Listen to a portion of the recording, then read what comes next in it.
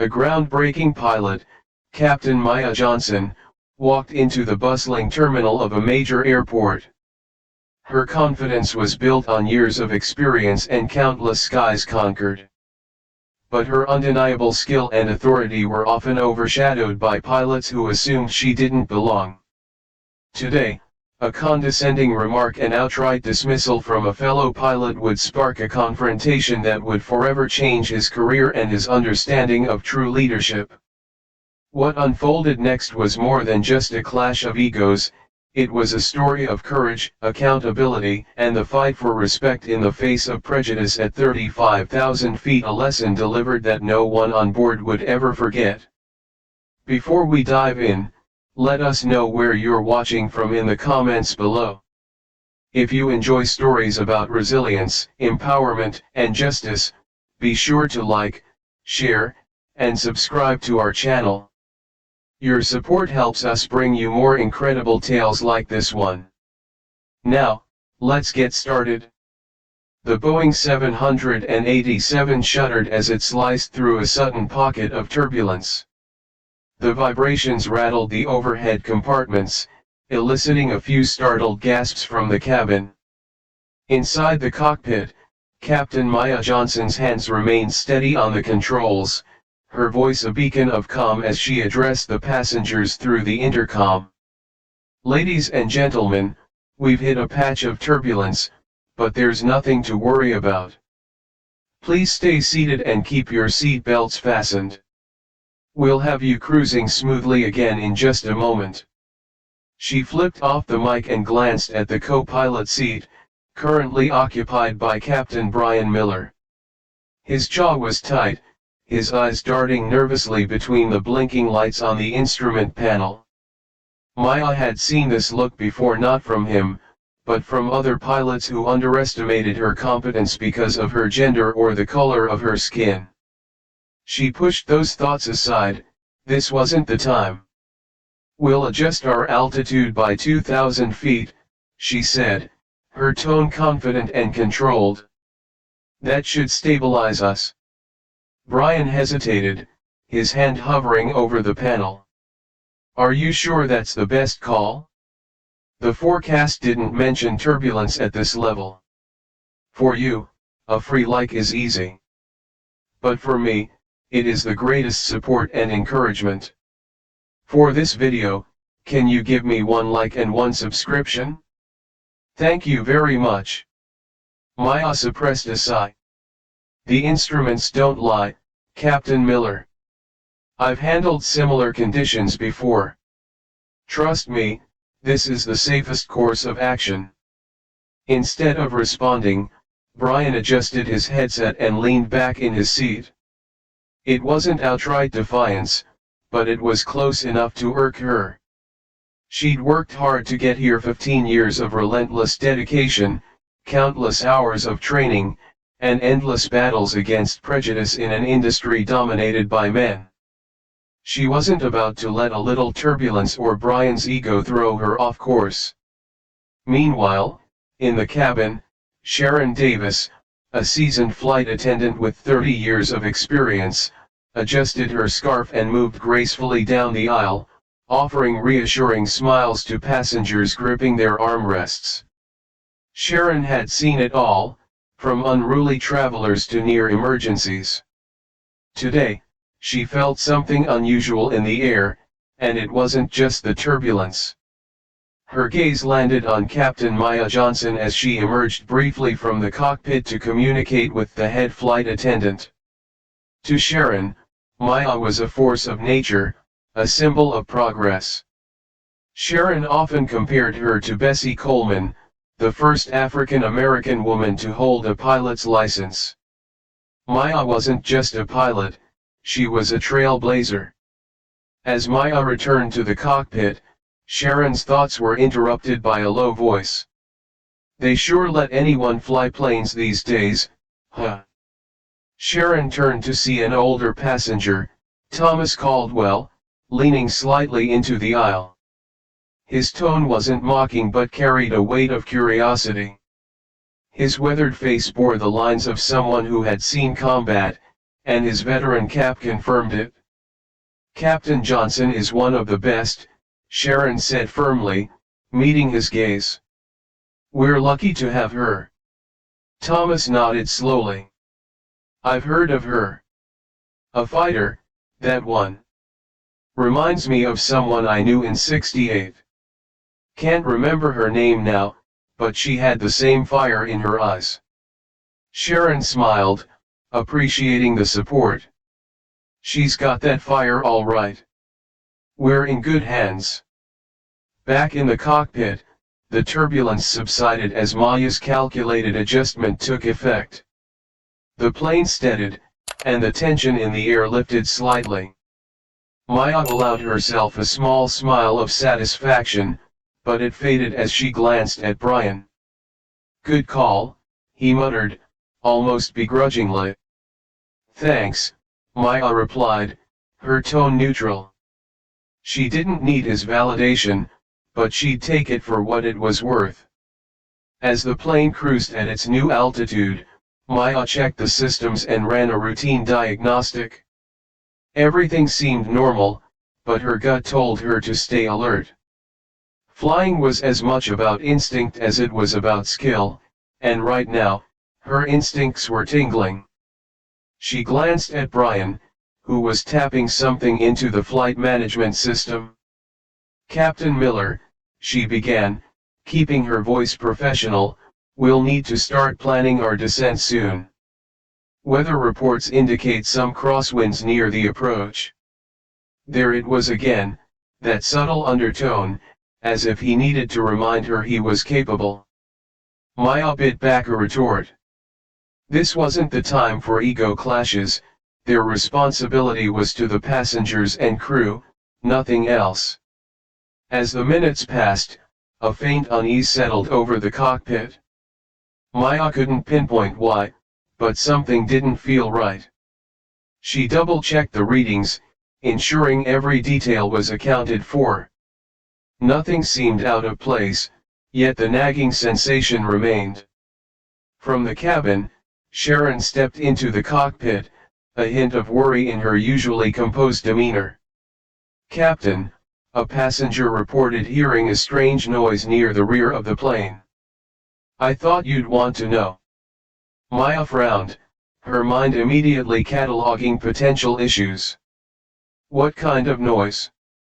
"Like a faint whistling," Sharon said. "Could be nothing, but it's better to check." Maya nodded. "Thank you, Sharon. We'll look into it." She turned to Brian. "Run a system check on the rear compartments. I'll monitor the cabin pressure levels." Brian hesitated, his hand pausing over the controls, but then complied. As they worked, the uneasy feeling in Maya's chest deepened. She didn't know it yet, but this flight was about to test her limits in ways she'd never imagined. The turbulence was gone, but the tension remained, an invisible weight pressing on everyone aboard. Thomas Caldwell sat quietly, his mind replaying distant memories of missions long past. Sharon moved through the aisles, her trained eyes scanning for any signs of distress. And in the cockpit, Maya and Brian worked in uneasy silence. The symphony of the skies was far from over, the gentle hum of the engines filled the cabin, a soothing rhythm that masked the tension brewing beneath the surface. From the outside, the Boeing 787 soared smoothly through the sky, but inside, an invisible unease hung heavy. In the cockpit, Captain Maya Johnson sat upright in her seat, her eyes scanning the instrument panel with a laser focus. Despite the steadiness of the plane, the report of a strange noise near the rear compartments lingered in her mind like a faint, unwelcome echo. "Anything unusual showing up on your end, Brian?" she asked, her voice calm but tinged with curiosity. Captain Brian Miller didn't look up, his hands moving across the flight management system with mechanical precision. "Nothing out of the ordinary so far. Probably just cabin noises." Passengers get jumpy over nothing sometimes. His tone carried a mix of dismissal and impatience. Maya resisted the urge to sigh. Let's not assume. Safety isn't something we gamble with. Brian gave a slight shrug, the tension in his shoulders betraying his irritation. Maya's calm demeanor didn't falter. She'd dealt with skeptics before, pilots, technicians, and managers who underestimated her. It wasn't personal, it was systemic. But today, she had no time for ego battles, she had a plane to fly. In the cabin, Sharon Davis moved with practiced ease, her keen eyes sweeping over the passengers. Decades of experience as a flight attendant had given her an instinct for trouble, and today, her instincts were whispering louder than usual. A young couple whispered anxiously in one row, while an elderly woman gripped her armrest with white-knuckled intensity. Sharon leaned down to offer a warm smile. Is everything all right, ma'am? For you, a free like is easy. But for me, it is the greatest support and encouragement. For this video, can you give me one like and one subscription? Thank you very much. The woman hesitated, her voice quivering. That noise. I don't remember hearing anything like it before. Is it safe? Sharon's smile didn't waver. You're perfectly safe. Captain Johnson is one of the best, and she's keeping everything under control. The woman nodded, visibly reassured. Sharon continued her journey down the aisle until she reached Thomas Caldwell. The veteran had his arms crossed, his sharp eyes following Sharon's every move. When she met his gaze, he raised an eyebrow. You're worried about something, he said in a gravelly voice. What's going on? Sharon hesitated, then leaned in slightly. One of the passengers reported a noise near the rear compartment. The captain's looking into it. Thomas nodded slowly, his expression thoughtful. Sounds like something loose. Maybe worse. You need me back there. Sharon chuckled softly, appreciating his offer. Not yet, Mr. Caldwell, but thanks for the vote of confidence. Just saying, he replied. Loose ends get dangerous at 30,000 feet. Back in the cockpit, Maya couldn't shake the gnawing sense that something was off. The turbulence earlier had subsided, but the nagging report of the whistling noise refused to leave her thoughts. She tapped a few buttons, pulling up a diagnostic readout for the rear compartments. Everything appeared normal, yet her instincts told her otherwise. Brian, she said, her voice sharper this time, double-check the diagnostic systems on the rear cargo hold. Something isn't adding up. Brian exhaled audibly but complied, his fingers tapping at the controls. Everything looks fine on my end, he said, though his tone carried less certainty than before. Pressure levels are stable, but I want to test something. Depressurize the rear cargo hold briefly, just enough to see if the sound changes. Brian turned to her, his expression skeptical. You really think that's necessary? Do it, she replied firmly. Better safe than sorry. Brian hesitated for a fraction of a second before nodding. As he adjusted the pressure controls, the faint whistling noise abruptly stopped, replaced by a low grinding sound that sent a chill down Maya's spine. Stop the adjustment, she ordered immediately. Brian complied, his face now mirroring her concern. What the hell was that? Maya didn't answer. Her mind raced, cataloging possibilities, a mechanical failure, a loose component, sabotage. Whatever it wasn't normal. Sharon reached the rear of the plane, her steps deliberate and quiet. She paused near the compartment door, pressing her ear against it. The grinding noise had subsided, but a faint vibration remained. She pressed her palm against the panel, feeling the subtle tremor beneath her fingertips. Turning to a nearby passenger, Sharon offered her trademark reassuring smile. "Everything's fine, sir. We're just taking extra precautions." The man nodded hesitantly, but Sharon's confidence seemed to settle him. She tapped her headset.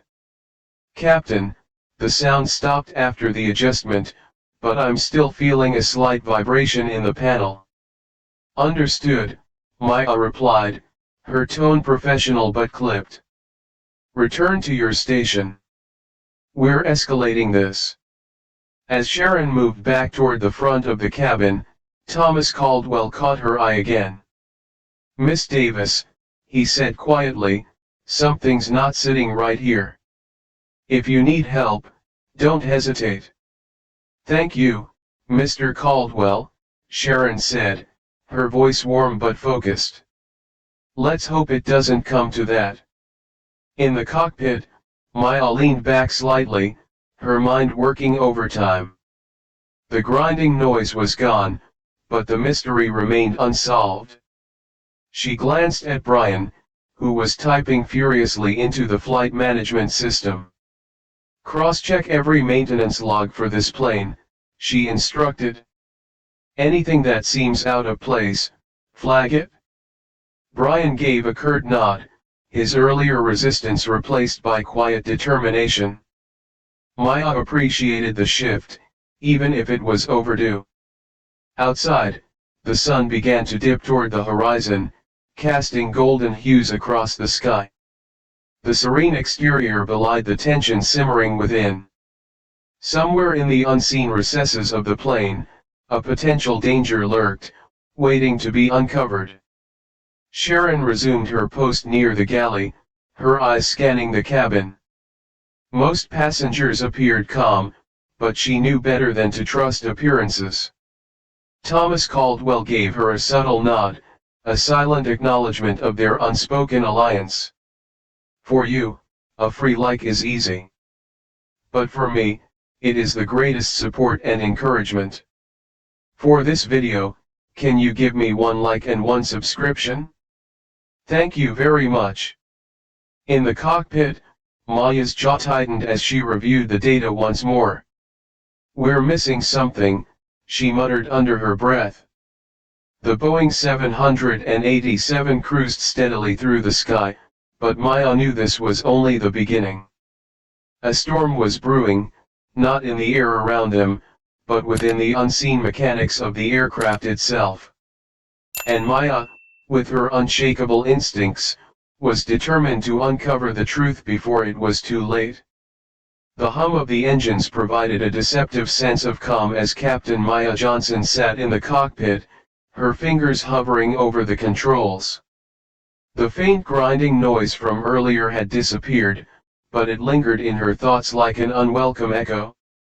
Something wasn't right, and her instincts refused to let it go. "Brian, anything unusual from the maintenance logs?" Maya asked, her voice steady yet tinged with urgency. Captain Brian Miller frowned at the screen, scrolling through the data. "No flags. Last inspection was marked routine. Everything cleared." Maya pressed her lips together, her gaze fixed on the instrument panel. She trusted the systems, but she trusted her instincts more. "Pull the last 3 flight records. I want to cross-check them with this one." Brian let out a small groan. 3? Isn't that overkill? We're running diagnostics. Everything's fine. Maya turned toward him, her eyes unwavering. "We're responsible for 200 lives, Brian. There's no such thing as overkill." With a reluctant shrug, Brian began typing. Maya could feel his skepticism, but there was no time to indulge his doubt. Her gut told her they were missing something critical, and she wasn't about to take chances. In the cabin, Sharon Davis moved down the aisle, her practiced smile masking the subtle tension in her posture. Decades of experience had taught her to read people, and today, she could sense the unease spreading among the passengers. Her eyes scanned for anyone who seemed particularly nervous, stopping by an elderly woman gripping her armrest. Sharon leaned down with a warm smile. "Everything all right, ma'am?" The woman hesitated, her voice trembling. "That noise earlier, it wasn't normal, was it? Is it safe?" Sharon kept her smile steady. "You're perfectly safe. Captain Johnson is one of the best, and she's got everything under control."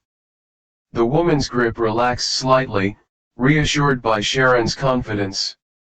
As Sharon continued her rounds, noticed Thomas Caldwell watching her. The veteran's sharp eyes and relaxed demeanor stood out in contrast to the other passengers. "You're on edge," Thomas said quietly as she approached. "What's really going on?" Sharon hesitated for a fraction of a second before replying. "A passenger reported a strange noise near the rear. The captain's looking into it, but so far, nothing critical." Thomas nodded thoughtfully. "Noise like that could mean something's loose. Loose is dangerous at 30,000 feet. Sharon gave a small chuckle, appreciating his insight. "Captain Johnson's thorough. If there's something wrong, she'll find it." Back in the cockpit, Maya's unease grew. "Brian," she called, her tone sharper now, "check the rear cargo hold again. Something isn't adding up." Brian's fingers moved over the keyboard, his expression showing growing irritation. "Diagnostics still look fine. Everything's normal." "Normal doesn't explain a grinding noise," Maya muttered, leaning forward to scrutinize the instrument panel. Her eyes landed on a faint fluctuation in the pressure gauge, barely noticeable but persistent enough to confirm her suspicions. "Depressurize the rear hold briefly," she ordered. "Let's see if we can isolate the issue." Brian hesitated. "You really think that's necessary?" "I don't think, I know." "Just do it." Brian complied, muttering under his breath as he made the adjustments. Moments later, the faint grinding noise returned, louder this time. It reverberated through the cockpit, sending a chill down Maya's spine. "Stop the adjustment." Maya snapped. Brian obeyed, his face pale. "That's not good." "No, it's not," Maya agreed, her mind racing. "Sharon, report to the cockpit," she called into the intercom. Sharon reached the rear of the cabin, her eyes narrowing as she examined the compartment door. Pressing her hand against it, she felt a faint vibration, subtle yet unnatural. She tapped her headset.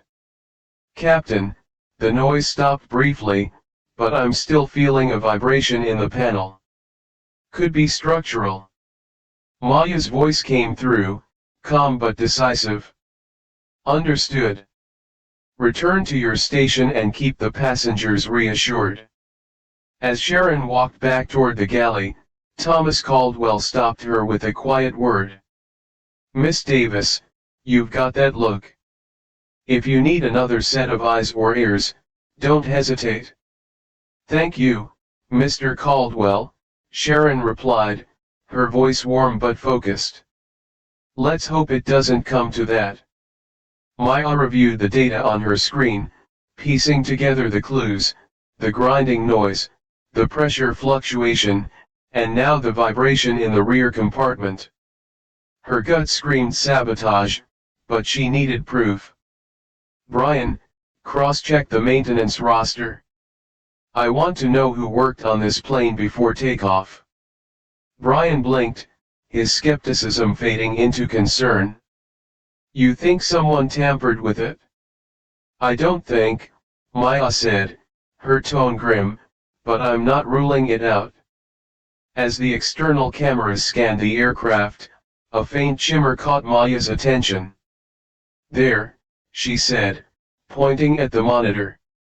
"Starboard wing. Zoom in." Brian complied, and the screen revealed a loose access hatch, slightly ajar. Maya's stomach clenched.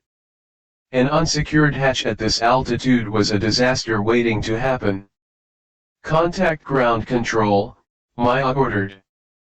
"We're initiating an emergency descent."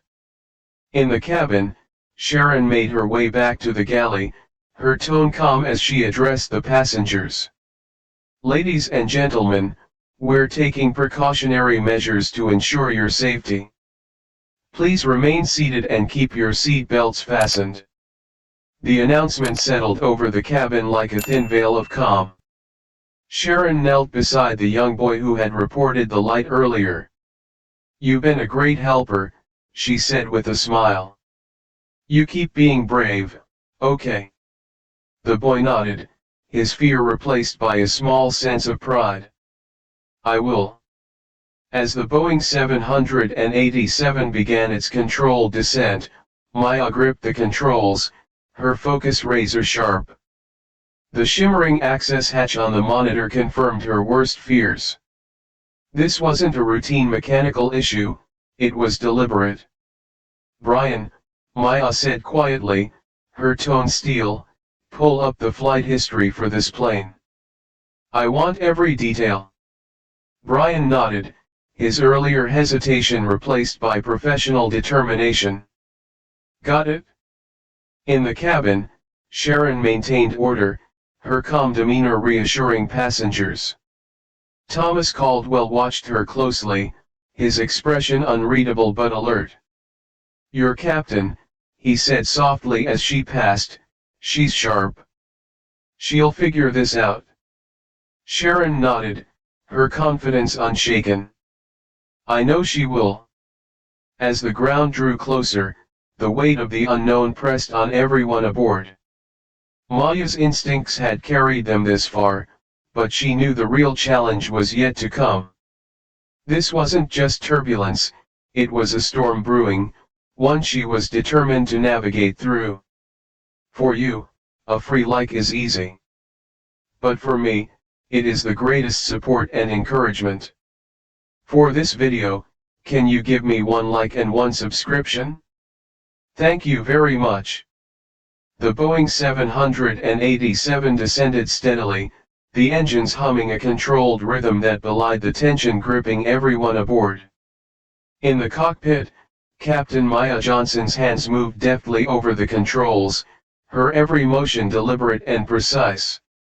The shimmering image of the loose access hatch replayed in her mind like a warning sign she couldn't ignore. "Ground control has cleared our emergency LAN," Captain Brian Miller announced, his tone noticeably less skeptical now. "Runway 3 is ready, and emergency crews are on standby." Maya nodded, her focus unshaken. "Good. Let's coordinate descent speeds and approach vectors. I want this landing as smooth as possible. No surprises." Brian didn't argue. For the first time since they'd taken off, his tone carried respect rather than resistance. Maya didn't have time to relish the shift, her priority was getting the plane and everyone on board safely to the ground. In the cabin, Sharon Davis moved methodically through the aisles, checking seat belts and offering calm reassurance to passengers. Most people responded with nods, though their tight grips on armrests betrayed their nerves. She stopped at Thomas Caldwell's row, and the veteran looked up at her with a calm but knowing expression. "This is one of those stay calm, everything's fine moments, isn't it?" he asked. Sharon smiled, appreciating his candor. "That's the goal. Captain Johnson's got this under control." Thomas leaned back, his eyes narrowing slightly. "I believe you. But this isn't your average emergency, is it?" Sharon hesitated, then nodded. It's not routine, no. But she's the best at what she does. Good, Thomas said simply, because sometimes, the difference between life and death is having the right person in charge. Sharon squeezed his arm briefly before continuing her rounds. Her next stop was the young boy who had first spotted the glint on the wing. He sat quietly, holding his mother's hand, but his wide eyes scanned the window as if searching for another clue. "You've been very brave," Sharon said gently, crouching to his level. "We're almost there. Just keep sitting tight, all right." The boy nodded, his small face lighting up with pride. "I helped, right?" "You absolutely did," Sharon said warmly. "You helped the captain make a very important decision." In the cockpit, the tension was palpable. Maya kept her eyes fixed on the instruments, her mind racing through the possibilities. A loose access hatch could be catastrophic, but the grinding noise from earlier still gnawed at her. It wasn't just a mechanical issue, something about it felt deliberate. "Brian, how's the approach looking?" she asked, breaking the silence. "Vector's clean," Brian replied. "Winds are minimal. Conditions are ideal." "Good," Maya said. "Keep monitoring the starboard wing cameras. If that hatch shifts during descent, I need to know immediately." Brian nodded, his previous doubt replaced by quiet determination. Maya could feel the change in him. He wasn't questioning her judgment anymore, he was following it. As the descent continued, Maya toggled the intercom to address the passengers. "Ladies and gentlemen, this is Captain Johnson.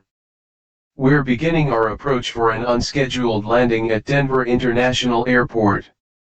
This is a precautionary measure to ensure your safety. Please remain seated with your seat belts fastened. Thank you for your cooperation." In the cabin, Sharon could feel the passengers' tension spike despite Maya's calm tone. She walked back to the galley, taking a moment to steady herself before resuming her duties. Thomas Caldwell caught her eye again as she passed. "Your captain's got nerves of steel," he said quietly. "I've seen men break under less." "She's exceptional," Sharon agreed, her voice filled with quiet pride. Thomas leaned forward slightly. "If you need an extra hand back here, don't hesitate."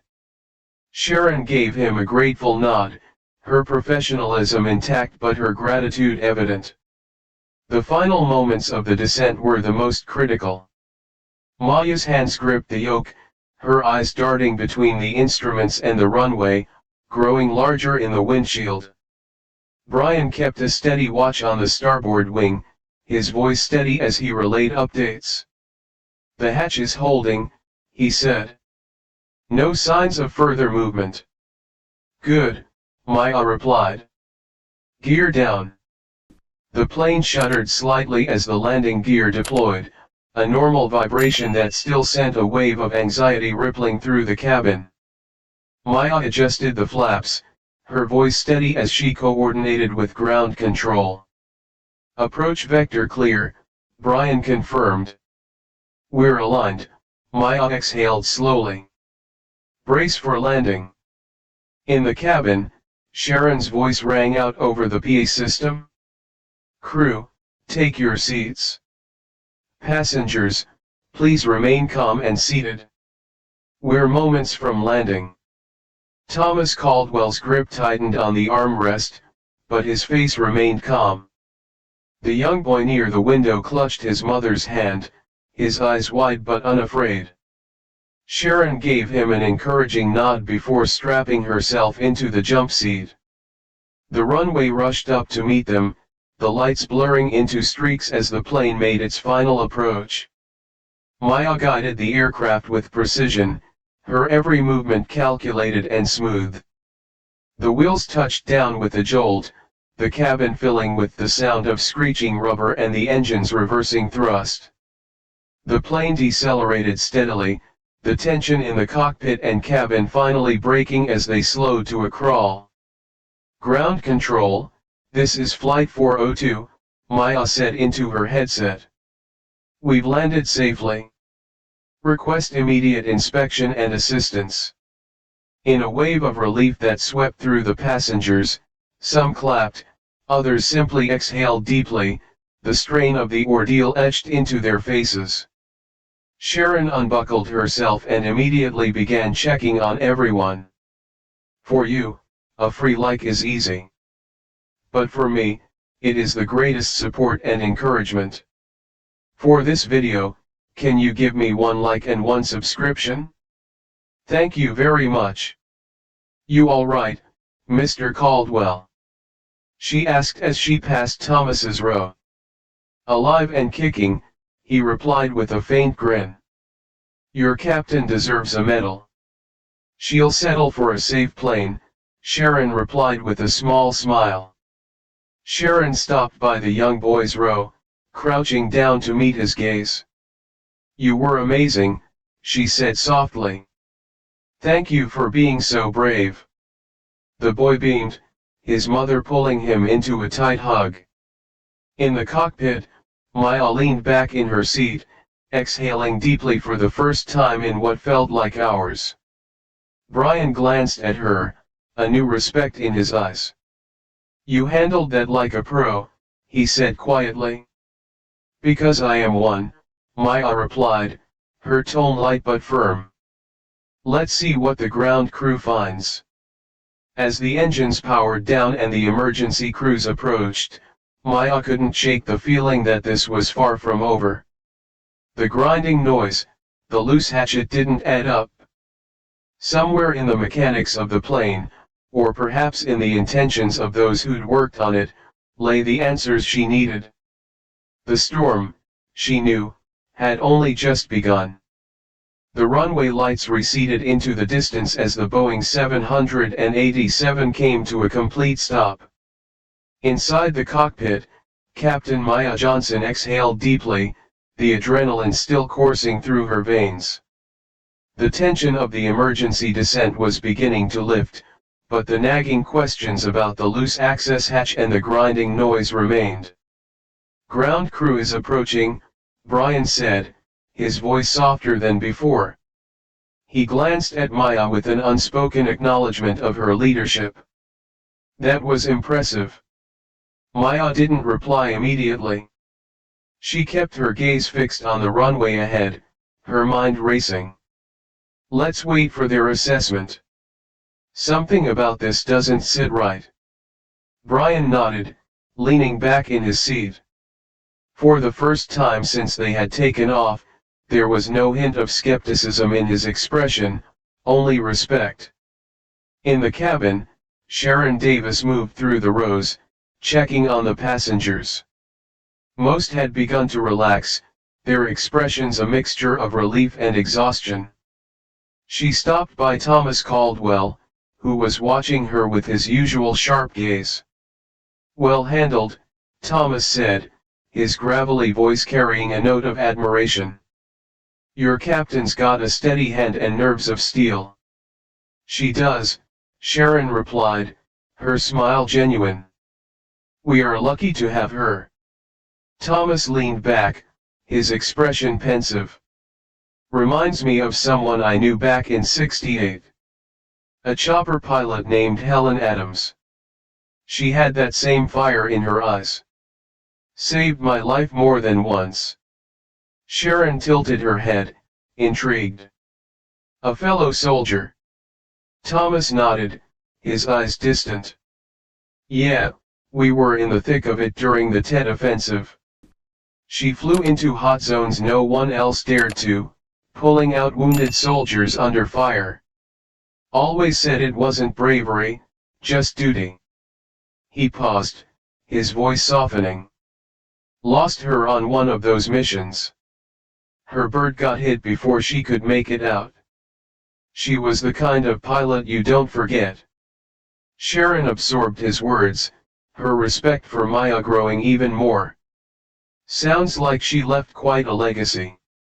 She did, Thomas said, his gaze steady, and from what I've seen, your captain's cut from the same cloth. Outside the plane, the ground crew worked swiftly, inspecting the exterior with flashlights and equipment. Maya and Brian stood near the open cockpit door, watching the activity below. Maya's sharp eyes tracked every movement, her mind cataloging possibilities. One of the technicians climbed the stairway and approached the cockpit. "Captain Johnson," he began, his tone serious, "we've confirmed the access hatch on the starboard wing was improperly secured. There's also evidence of tampering tool marks near the fastenings." Maya's stomach dropped. "Tampering? Are you certain?" The technician nodded grimly. "Yes, ma'am. This wasn't an accident." Brian let out a low whistle. "So someone wanted this to happen." Maya's mind raced. The grinding noise, the unsecured hatch, it all pointed to deliberate sabotage. But who and why? She straightened her shoulders, her expression hardening. "Get me a full report as soon as possible," Maya instructed. "I'll be coordinating with the airline security team." "Yes, ma'am," the technician replied before heading back down the stairway. Maya turned to Brian, her voice low. "This isn't over. Not by a long shot." Back in the cabin, Sharon continued her rounds, ensuring everyone was ready to disembark. As she reached Thomas Caldwell again, she noticed his thoughtful expression. "You've got that look again," she said, half smiling. Thomas gestured toward the galley, where they could speak more privately. Once there, he leaned against the counter, his tone serious. "Tampering on a plane like this isn't random. Someone had a reason." Sharon nodded. "Captain Johnson's already looking into it. She won't let this slide." Thomas's eyes narrowed slightly. "I've seen things like this before. People trying to send messages, test boundaries, or worse. If it's sabotage, it's deliberate, and it's dangerous." Sharon's stomach tightened, but she forced herself to remain calm. "Do you think it could be connected to something bigger?" "Could be," Thomas said simply, "or it could be someone with a grudge. Either way, your captain's walking into a storm."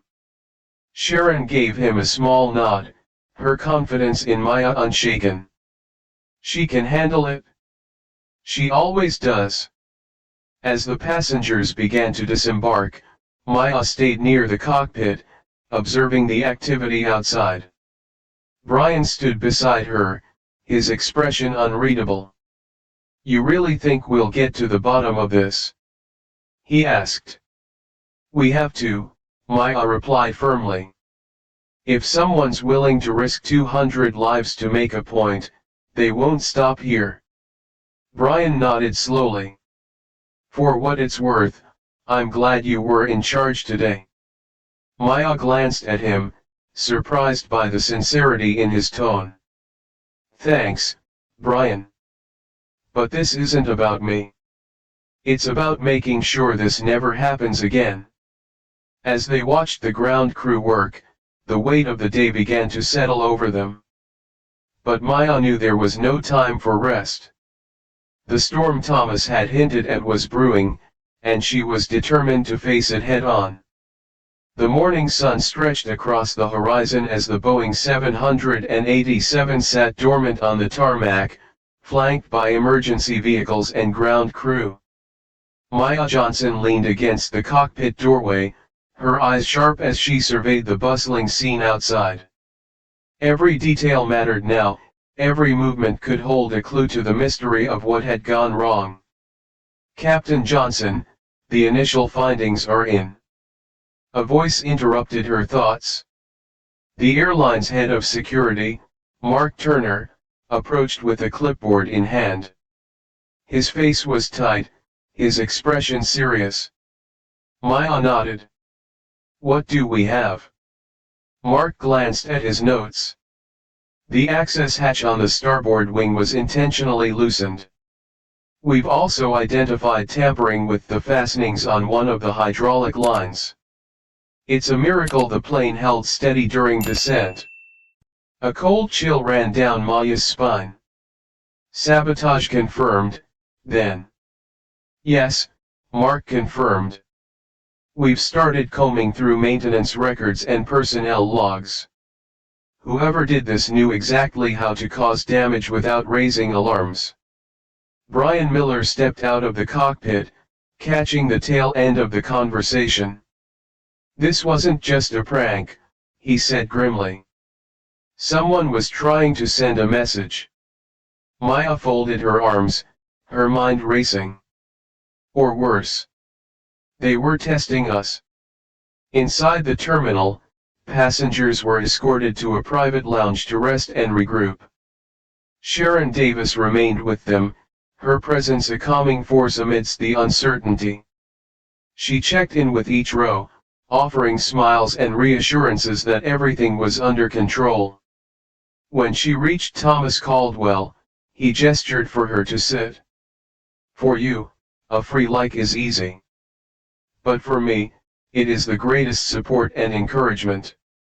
For this video, can you give me 1 like and 1 subscription? Thank you very much. You don't look like someone who believes everything is under control," he said, his voice low but steady. Sharon gave a wry smile. "I believe in Captain Johnson. That's enough for me." Thomas leaned forward, his weathered face thoughtful. "This kind of thing doesn't happen by accident. Someone wanted attention, and they were willing to risk lives to get it. You've seen something like this before, haven't you?" Sharon asked, sensing the weight behind his words. "Not on a plane," Thomas replied, his tone grave, "but in the field. During my time in Vietnam, sabotage was often used to test our response, to see how quickly we'd notice. It was rarely about the immediate damage, it was about sending a message or preparing for something bigger." Sharon's stomach tightened. "You think this is a test?" Thomas shrugged, his expression unreadable. "If it is, they'll escalate." Back on the tarmac, Maya and Mark reviewed the personnel roster. Names of maintenance workers scrolled across the screen, each one flagged with clearance levels and shifts worked. "One name stands out," Mark said, tapping the screen. "Jacob Ellison. He was assigned to the starboard wing during the last check, but get this, he didn't clock out after his shift ended." Maya's eyes narrowed. "Where is he now?" Mark shook his head. "We've contacted his supervisor. Apparently, he hasn't shown up for work today. His phone's been turned off."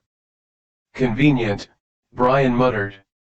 Maya straightened, her resolve hardening. "Find him. If he's involved, we need answers." "We're on it," Mark nodded. As the investigation deepened, Maya returned to the passengers. She found Sharon speaking quietly with Thomas near the lounge's edge. "How's everyone holding up?" Maya asked. Sharon nodded toward the passengers. "Nervous but stable. Thomas here has been keeping everyone grounded." Maya offered Thomas a small smile. "Thank you. It's not easy to keep calm in situations like this." Thomas waved it off. "You've got bigger things to worry about, Captain. Just make sure this doesn't happen again." Maya appreciated his bluntness, it mirrored her own determination. "That's the plan."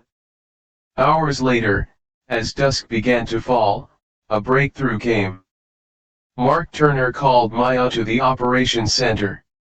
A team of analysts had traced Jacob Ellison's last known location to a motel just outside the city. Security footage showed him leaving the facility late the previous night, carrying what appeared to be a toolbox. Mark said we'll know more soon. Maya nodded, her expression grim. If Ellison's involved, he didn't act alone. Sabotage at this scale requires coordination. Agreed, Mark said. We flagged potential associates. If this is part of a larger plot, we'll need to act fast. The day had been long, but Maya's focus didn't waver as she prepared to brief her crew. Her thoughts lingered on the unanswered questions: why this flight? Why now? And most importantly, what would they do next? Her instincts told her one thing: the storm wasn't over, in fact, it was just beginning. The first glimmers of dawn painted the city skyline as Captain Maya Johnson stepped into the airport's briefing room. The atmosphere was charged, a mix of urgency and anticipation. Reporters had already begun gathering outside, their cameras trained on the terminal. The story of Flight 402 had leaked, and the media frenzy was building. Mark Turner entered moments later, carrying a stack of files. We've got updates, he said, setting the files down on the table. Local authorities found Jacob Ellison at the motel. He's in custody, but he's not talking yet. Preliminary searches suggest he may have ties to a fringe group. Maya's brow furrowed. What kind of group? Mark hesitated. Anti-aviation extremists. Their manifesto includes disrupting commercial flights to undermine public confidence in air travel. Brian Miller, seated nearby, let out a low whistle. That's bold and reckless. Reckless or not, it nearly worked, Maya said, her voice steady but grim. Do we have any evidence tying Ellison to others? Not yet, Mark admitted, but we're digging through his phone records and online activity. Meanwhile, in the terminal lounge, Sharon Davis worked tirelessly to keep the passengers informed and calm. The tension in the air was palpable as whispers of sabotage spread. Sharon's experience taught her how quickly fear could spiral into panic, and she was determined to prevent it. She approached Thomas Caldwell, who sat quietly in a corner, his arms crossed. How are you holding up, Mr. Caldwell? She asked. Thomas gave a wry smile. Better than most, I'd say. But I can feel the storm brewing. What do you mean? Sharon asked, lowering her voice.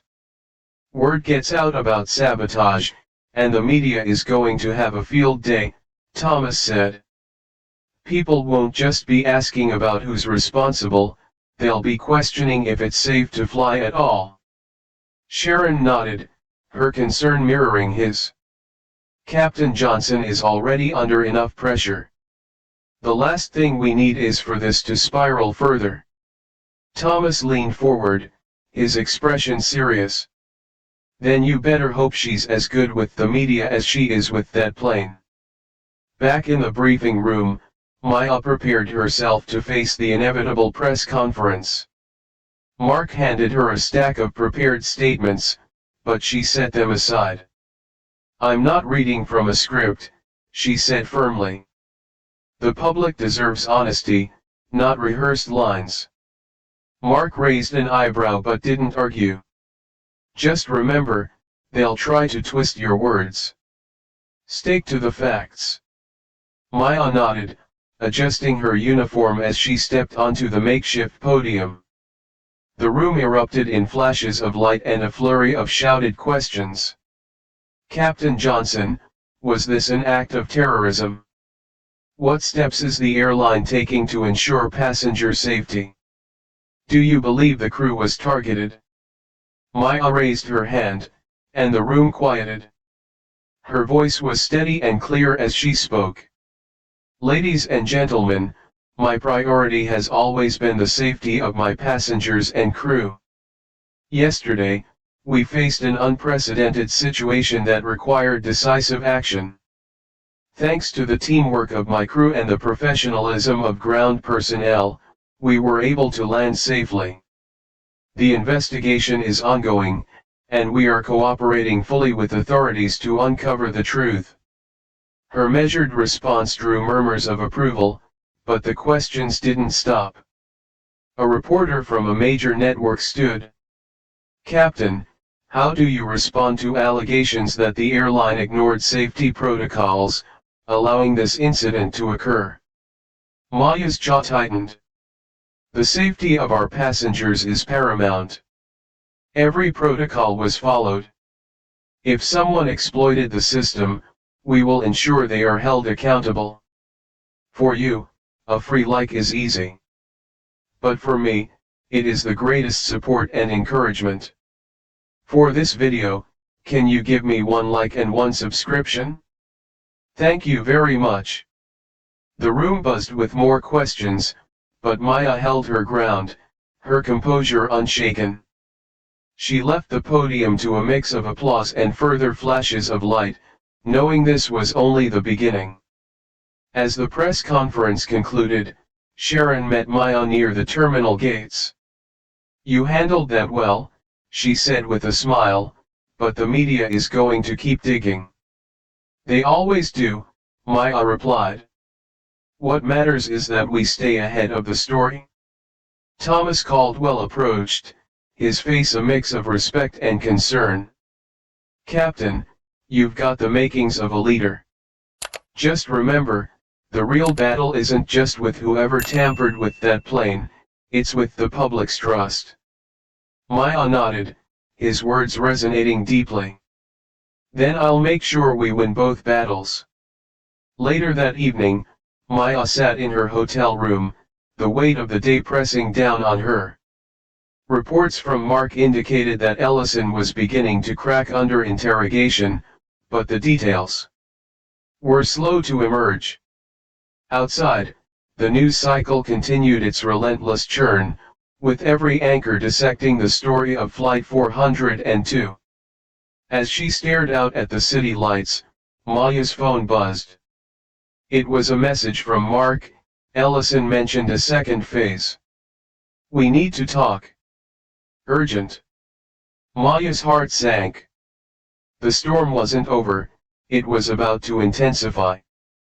The atmosphere in the operations center was thick with tension as Captain Maya Johnson strode in. Mark Turner was already waiting, his face grim as he motioned for her to join him. Several analysts hovered over their computers, their screens flickering with maps, logs, and intercepted messages. "What do we know?" Maya asked, her voice steady but urgent. Mark handed her a tablet. Ellison finally cracked. He admitted to being part of a coordinated effort. "There's a second phase planned, and it's happening soon." Maya's grip on the tablet tightened as she scanned the contents. "What's the target?" Mark hesitated. "That's what we're trying to piece together. Ellison only mentioned that it involves multiple flights and a coordinated disruption." Maya's heart sank. The scale of the operation was larger than she had feared. "Do we know how they're planning to pull this off?" Mark nodded toward the lead analyst, Sarah. "Bring her up to speed." The analyst stepped forward, her face pale but determined. "Based on Ellison's interrogation and the data we've uncovered, it appears they're using insiders, maintenance crews, ground staff, even baggage handlers. They planted devices designed to mimic routine malfunctions, delaying responses and causing widespread panic." "Devices?" Maya asked, her voice sharp. "Explosives?" Sarah shook her head. "Not explosives. They're tampering with critical systems, hydraulics, avionics, and fuel lines. The goal isn't destruction, but chaos. They want the public to lose faith in the aviation industry. Maya exhaled slowly, her mind racing. How many flights are we talking about? At least 5, based on intercepted communications, Sarah replied, but the exact flights haven't been identified yet. In the terminal lounge, Sharon Davis kept a close eye on the passengers, who were growing increasingly restless. Whispers of sabotage and coordinated attacks had begun to circulate. Despite the crew's best efforts to contain the information, Sharon moved between groups, offering calm reassurances. She stopped by Thomas Caldwell, who was watching her with his usual piercing gaze. "The tension's rising," he said quietly. "You can only hold back the tide for so long." "I know," Sharon admitted, "but until we have answers, we need to keep everyone calm." Thomas leaned forward. "Have you heard anything new?" Sharon hesitated, glancing around to ensure no one else could hear. "There's talk of a larger plan. Multiple flights, but that's all I know." Thomas nodded grimly. "If that's true, you better hope the captain is ready for what's coming." Back in the operations center, Maya studied the information before her. "What's the plan?" she asked, looking at Mark. "We've alerted the FAA and all major airlines," Mark said. "They're grounding non-essential flights and conducting immediate inspections on high-risk routes." Maya frowned. "Grounding flights will cause chaos on its own. People will panic." Mark nodded. "It's a calculated risk. Better to face public frustration than the alternative." "Agreed," Maya said. "What about Flight 402? Are we a target again?" Mark hesitated. "It's possible. Ellison mentioned your flight specifically during interrogation. It seems you were their test case." Maya's stomach tightened. "So this isn't just random. They're targeting us." As the sun began to set, Maya joined Sharon in the terminal lounge. The passengers were still milling about, their patience wearing thin. Sharon approached her, concern etched on her face. "They're getting restless," Sharon said. "If we don't give them answers soon, we're going to have a situation." Maya nodded, her mind working through the possibilities. "Keep them informed, but don't let them know the scale of the threat. We can't afford a panic." Thomas Caldwell approached, his expression serious. "Captain, I hear you've got a bigger problem on your hands." Maya met his gaze, appreciating his straightforwardness. "You're not wrong." "Then you'd better act fast," Thomas said. "People can handle a lot, but uncertainty isn't one of them." Late that night, Maya sat in the quiet operations center, staring at the map of active flights. Each blinking dot represented lives in the air, dependent on the integrity of the systems below. The weight of responsibility was almost suffocating, but she refused to falter. Her phone buzzed, and she glanced at the screen. It was another message from Mark: "We've intercepted a new communication. Details incoming." Maya steeled herself. The storm wasn't just intensifying, it was here. The airport's interrogation room was sterile and dimly lit, with a single overhead light casting harsh shadows across the table. Jacob Ellison sat slumped in his chair, his hands cuffed and his face pale. Mark Turner leaned against the wall, watching as Maya entered the room. "Mr. Ellison," Maya began, her tone calm but firm, "we know there's more to this. You've already admitted to being part of the first phase. Now tell us about the second." Ellison shifted uncomfortably, his gaze darting around the room. "I've told you everything I know," he muttered. "No, you haven't," Maya said, stepping closer, her eyes locked onto his. Lives are at stake. If you cooperate, we can help you. But if you hold back, the consequences will be on you. Ellison hesitated, his breathing quickening. It's not that simple. They'll come after me, after my family. Maya's voice softened slightly, though her resolve remained. We can protect you, but only if you give us the information we need. Mark stepped forward, placing a folder on the table and flipping it open. Inside were photos of the tampered access hatch, the intercepted messages, and a list of names. We already know you're working with a network. We just need confirmation. Ellison stared at the photos, his hands trembling. Finally, he exhaled shakily. Okay, I'll tell you what I know. But you have to promise my family stays safe. In the terminal lounge, Sharon was doing her best to maintain calm among the passengers. Thomas Caldwell stood nearby, quietly observing the crowd. The whispers of sabotage had grown louder, and tension was palpable. This isn't sustainable, Thomas said quietly as Sharon passed by. You can't keep them in the dark forever. For you, a free like is easy. But for me, it is the greatest support and encouragement.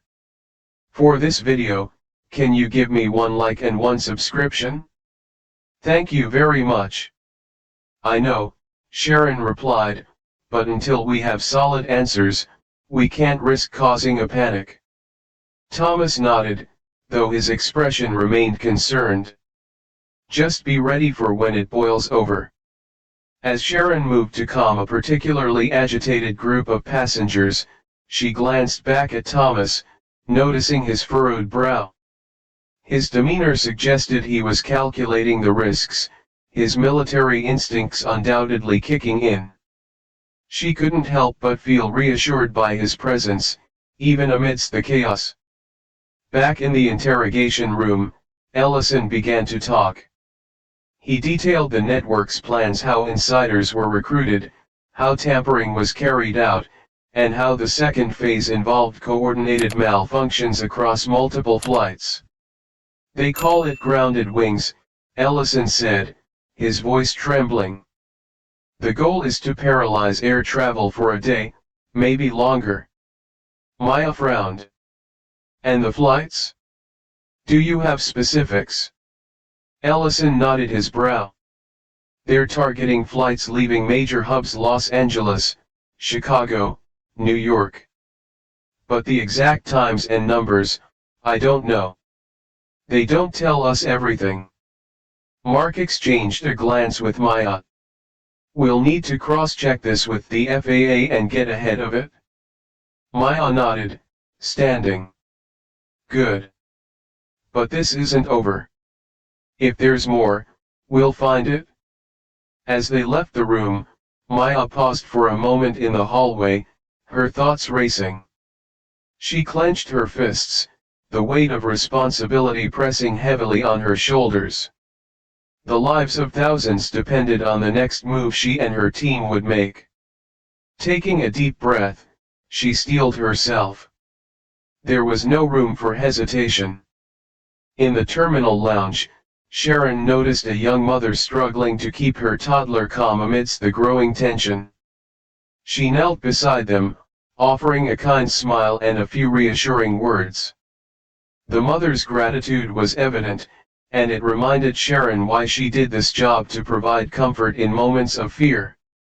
Thomas watched the interaction from a distance, his lips curling into a faint smile. Compassion goes a long way in times like these, he muttered to himself. Then, as if remembering something, he walked over to Sharon. If there's one thing I've learned, it's that people need a leader they can trust. You and your captain are doing more than just keeping this together, you're giving them hope. Sharon nodded, her resolve strengthening. Hope might be all we have right now, but it'll have to be enough. As they returned to the operations center, Maya's phone buzzed again. It was another update from the analysts, new names linked to grounded wings, coordinating with federal agencies. The storm was no longer just on the horizon, it was here, and Maya was at the center of it.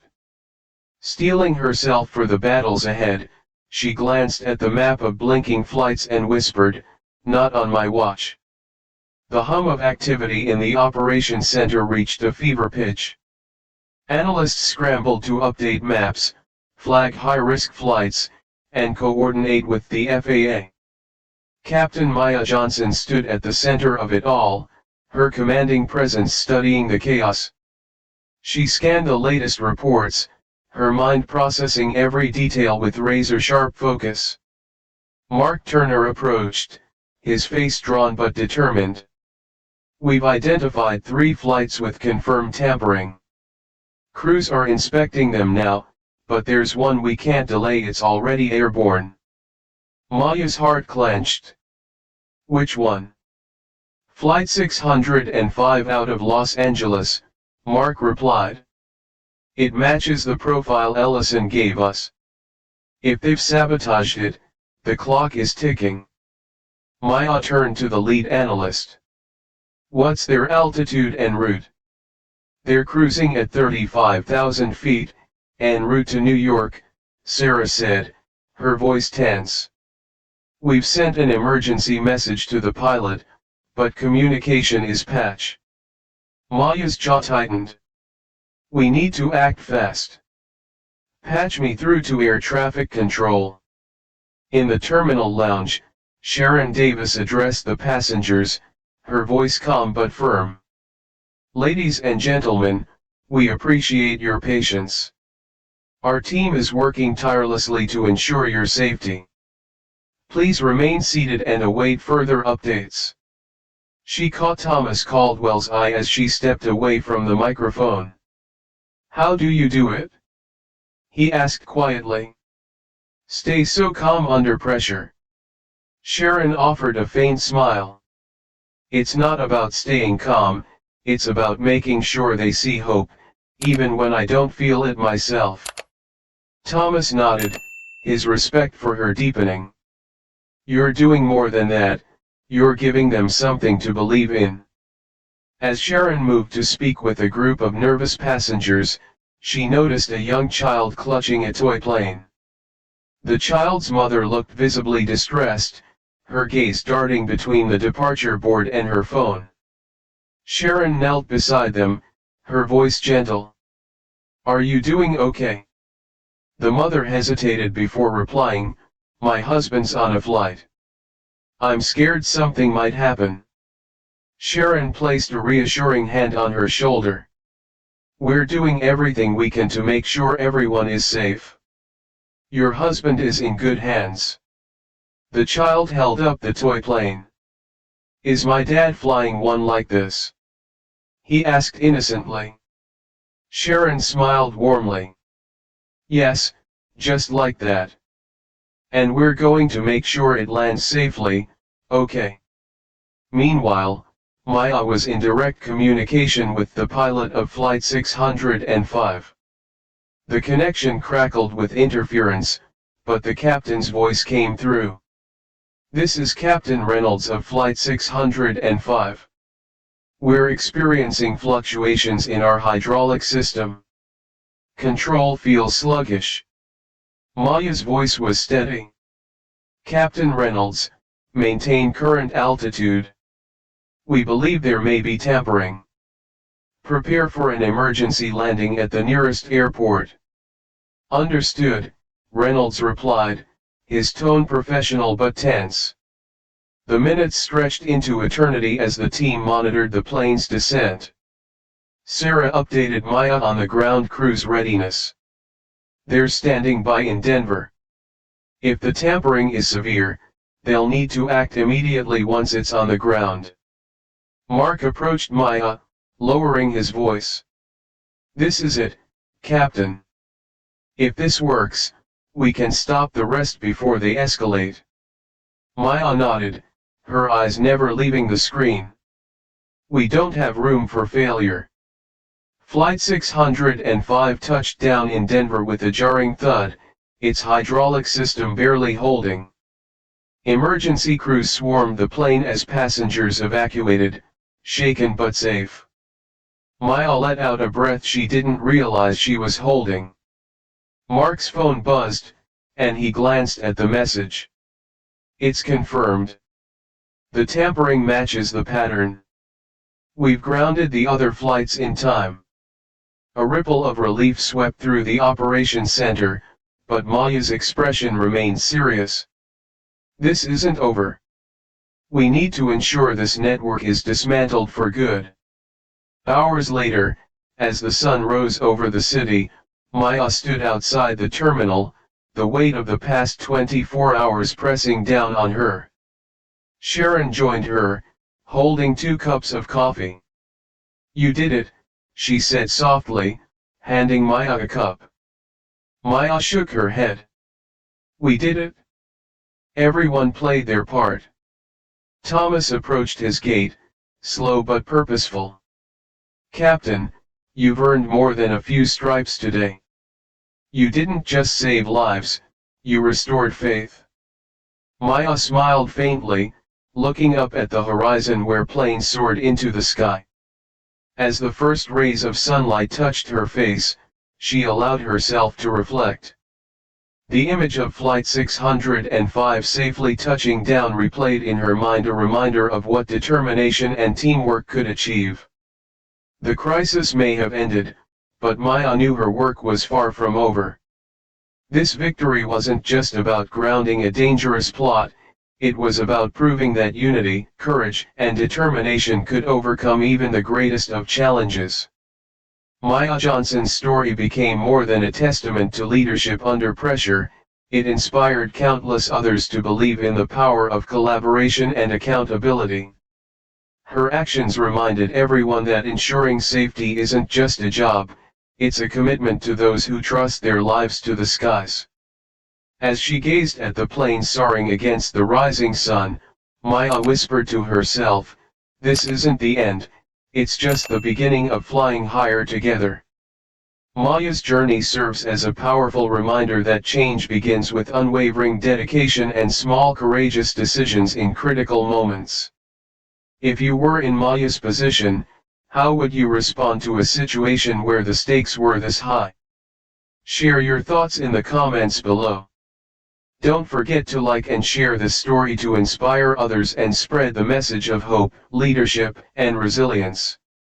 Subscribe to our channel so you won't miss more powerful and uplifting stories. Thank you for watching, and see you next time.